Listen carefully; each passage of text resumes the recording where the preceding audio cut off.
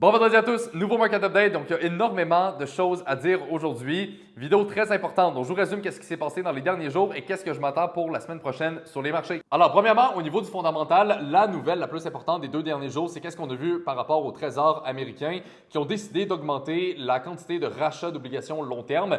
La raison est que les obligations avaient énormément baissé dû au fait que les yields avaient beaucoup monté, donc les deux sont inversement corrélés et c'est quelque chose qui, si c'est poussé à l'extrême, n'est pas soutenable et surtout créer un peu d'instabilité. Et donc, le Trésor américain a décidé d'augmenter de x2 la quantité de rachats d'obligations long terme, ce qui a fait en sorte que les obligations ont remonté et c'est le mouvement juste ici à la baisse qu'on a vu pour ce qui est des yields. Et donc, c'est ça qui a fait également baisser le USD et monter les risk assets, plus particulièrement gold et les indices boursiers qui, pour l'instant, sont plutôt flat dans les 2 derniers jours, mais qui donnent donc un côté risk-on au marché. Donc, ici, ce que j'ai mentionné, c'est un sujet qui est peut-être un petit peu plus avancé. Fait que pour essayer de vous le résumer là, simplement, comme j'ai dit, le Trésor a doublé la quantité de rachats d'obligations long terme. Les obligations avaient énormément baissé parce que les yields avaient augmenté. Le yield, c'est le rendement d'une obligation. Et ça l'avait augmenté à cause du pétrole qui amène des risques d'inflation et qui amène potentiellement une politique monétaire plus restrictive. Et donc, le Trésor a jugé ça comme étant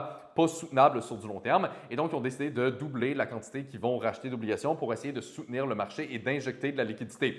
Ce n'est pas du quantitative easing, mais ça a le même effet. C'est-à-dire que les yields ont rebaissé, le USD a baissé et donc, par le fait même, eh bien, ça vient à booster les risk assets. Maintenant, la grande question, c'est est-ce que ça va être suffisant? Et pour l'instant, on voit que c'est plus ou moins le cas parce que les yields ont déjà repris l'entièreté du mouvement ou plus de ce qui est arrivé avec cette intervention. Sinon, de mon côté, belle semaine quand même sur les marchés. J'ai des positions long terme sur gold qui ont très bien remonté ici. J'ai des positions sur le pétrole qui tournent toujours à 78. Donc là-dessus, je suis up un petit peu plus que 12%.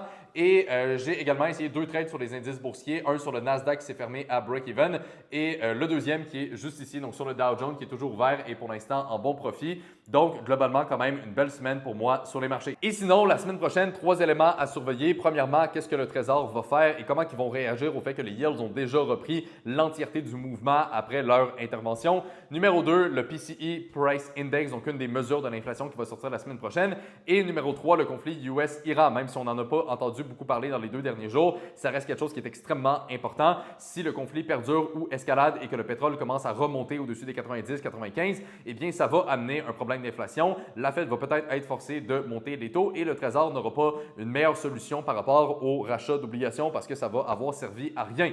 Donc bref, beaucoup de choses qui se passent en ce moment sur les marchés. Restez prudents, suivez le fondamental, c'est comme toujours le point le plus important.